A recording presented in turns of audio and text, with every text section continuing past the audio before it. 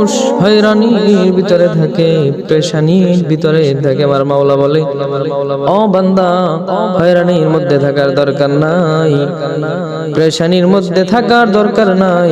আমি আল্লাহ রাব্বুল আলামিন সূরা ইনশিরা নাজিল করে দিলাম, যেখানে আমি আল্লাহ রাব্বুল আলামিন বললাম ফা ইন্না মা'আল ইসরি ইউসরা, ইন্না মা'আল ইসরি ইউসরা।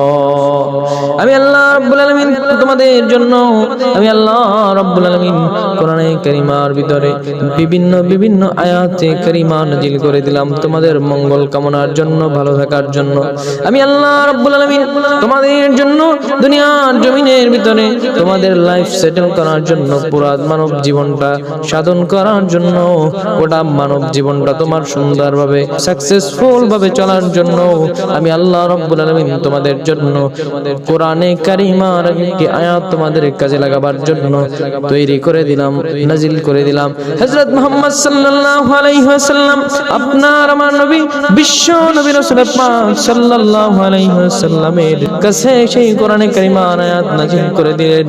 আর আল্লাহ পাক রব্বুল আলামিন বললেন, বান্দারে এই জমিনের ভিতরে তুমি দুনিয়ার জমিনের মধ্য থেকে শুরু করে আজ অবধি পর্যন্ত যত গুনাহ করেছো, আমি আল্লাহ রাব্বুল আলামিন বলেছি বান্দা আমি আল্লাহ রহমান রহিমের ওসিলা দিয়ে তোমার জিন্দেগীর গুনাহগুলি maaf করে দিব। আর আমি আল্লাহ বলি ইন্না মা'আল উসরি ইউসরা, ফা ইন্না মা'আল উসরি ইউসরা।